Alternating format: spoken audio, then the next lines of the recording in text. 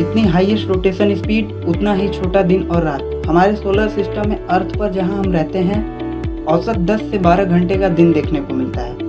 पर क्या आप जानते हैं हमारे सोलर सिस्टम में वीनस एक ऐसा प्लैनेट है जो अपने एक्सिस रिवॉल्यूशन को सबसे कम लगभग 10 घंटे में ही पूरा कर लेता है, जिसके कारण अगर आप वीनस प्लैनेट पर जाओगे तो किसी एक एरिया में केवल 5 घंटे में ही आप सुबह से शाम को देख सकते हो।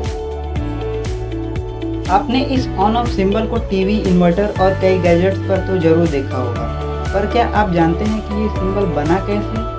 तो ये सिंबल बाइनरी लैंग्वेज के 0 और 1 से मिलकर बना है, जिसमें 0 ऑफ या लो और 1 ऑन या हाई को डिनोट करता है। साइंस की कई खोजों में one of the most interesting material है कार्बन नैनो ट्यूब।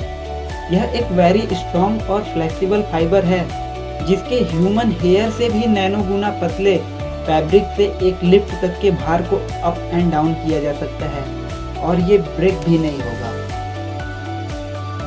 गर्मियों में सॉफ्ट ड्रिंक और कोल्ड ड्रिंक्स तो पीते ही हो और बाकी सारे मीठे फूड आइटम, बिस्किट, कैंडीज और कुकीज को भी खाते हो, पर क्या आप जानते हो कि इन सब आइटम्स की स्वीटनेस के लिए शुगर यूज नहीं किया जाता है? इनके स्वीटनेस के लिए आर्टिफिशियल स्वीटनेस को यूज किया जाता है, जिसके बारे में डिटेल्ड में जानने के लिए विकिपीडिया के ऑफिशियल वेबसाइट को देख सकते हो। जैसे ये स्वीटनर्स के कुछ नाम हैं: allulose, acesulfame potassium, aspartame, cyclamate, mogroside, saccharin and sucralose.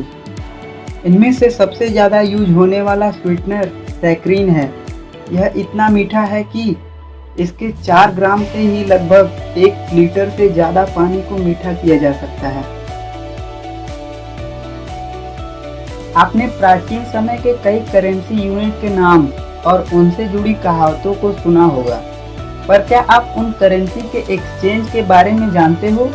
जैसे अभी के टाइम में 1 रुपीज़ 100 पैसे के बराबर होता है, वैसे ही एंशिएंट टाइम में अलग अलग करेंसी यूनिट होती थी और इनका एक्सचेंज कुछ इस तरीके से होता था। तो देखो इसे, आपने कौड़ी और फूटी कौड़ी को तो सुना ही होगा, तो इस फूटी कौड़ी को अब देख भी लो।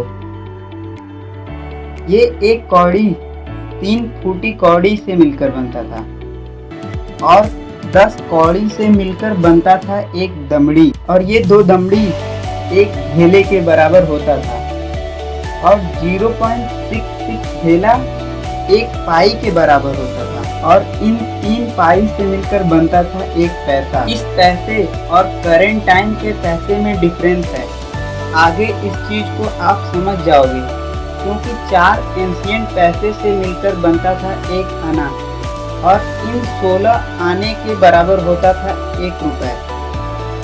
मतलब एंशिएंट टाइम का 1 रुपए 64 पैसे के ही बराबर होता था।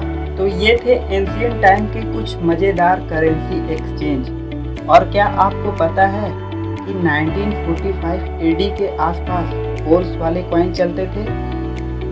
ये होल्स जस्ट लोग कॉइन्स को ईजिली कैरी कर पाएँ इसलिए होता था।